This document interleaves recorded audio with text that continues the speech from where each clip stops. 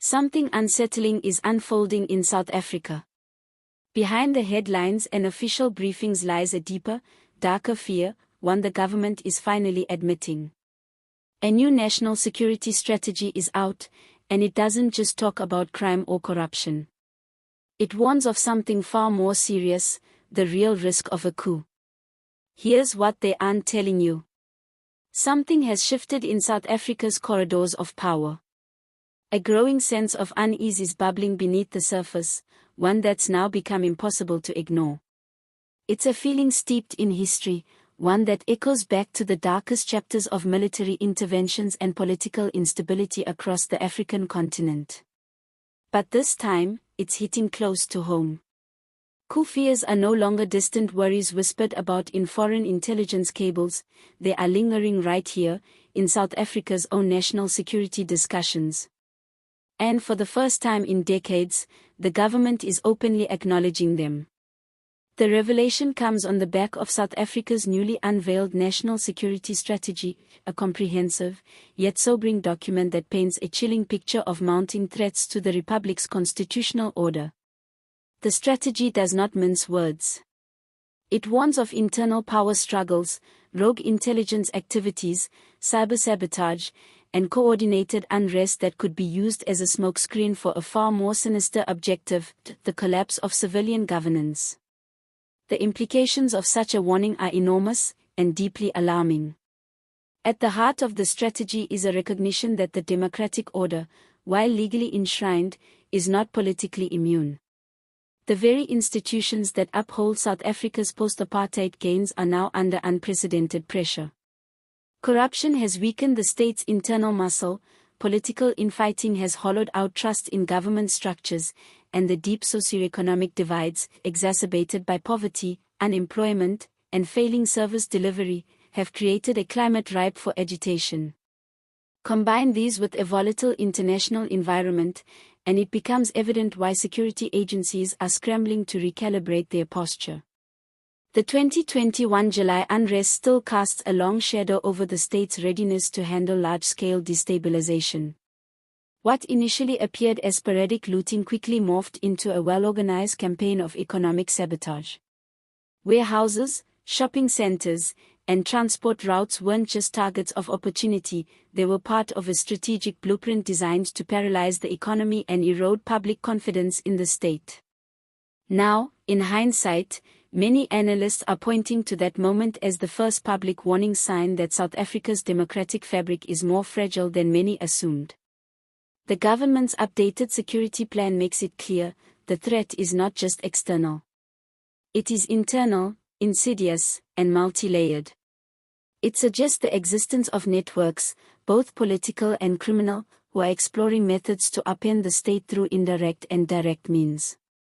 From infiltrating security clusters and destabilizing provinces to exploiting disinformation campaigns and undermining electoral credibility, the document outlines a worst-case scenario that is no longer hypothetical. And this isn't just paranoia. Intelligence leaks and internal reports have indicated rising levels of coordination among some rogue factions within state agencies. Former operatives, political outcasts, and figures linked to state capture networks are believed to still wield influence behind the scenes. The ANC's internal tensions have made it even harder for law enforcement and intelligence bodies to act decisively, particularly when loyalties and lines of authority are blurred. In the shadows of politics, loyalty to the Constitution is sometimes traded for factional survival. This heightened sense of danger has now pushed the state to modernize its early warning systems and recalibrate the intelligence community's mandate. The State Security Agency, SSA, which has long battled credibility issues, is now being retooled to function more proactively and transparently. But the public remains skeptical. Years of institutional decay, politicized intelligence work, and mismanagement have eroded confidence in the SSA's ability to detect threats before they explode.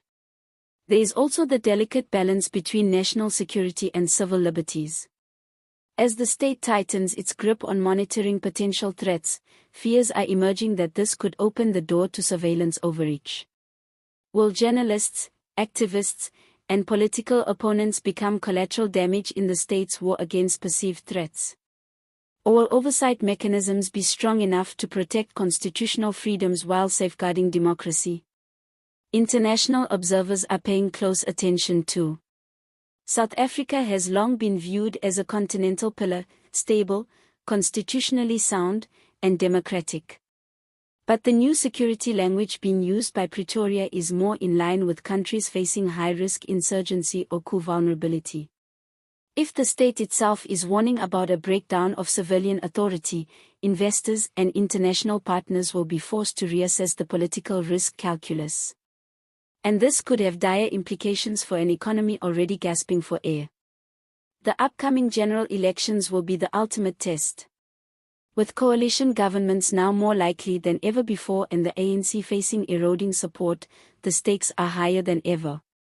Political instability, if it materializes in the wrong way, could open the door to exactly the kind of democratic collapse the new strategy warns about. Already, we are seeing aggressive rhetoric, contested legitimacy claims, and moves by certain parties to delegitimize electoral institutions. If the post-election environment descends into chaos, it will provide fertile ground for anti-democratic forces to attempt something unprecedented. What the new security strategy signals is not just a shift in policing or intelligence operations, it is a shift in national tone. South Africa is waking up to a reality it long believed it was immune to. The coup fears may still be unspoken in the halls of parliament, but in the chambers of intelligence, in the strategy rooms of national security, and increasingly, in the consciousness of an anxious public, the alarm bells are ringing.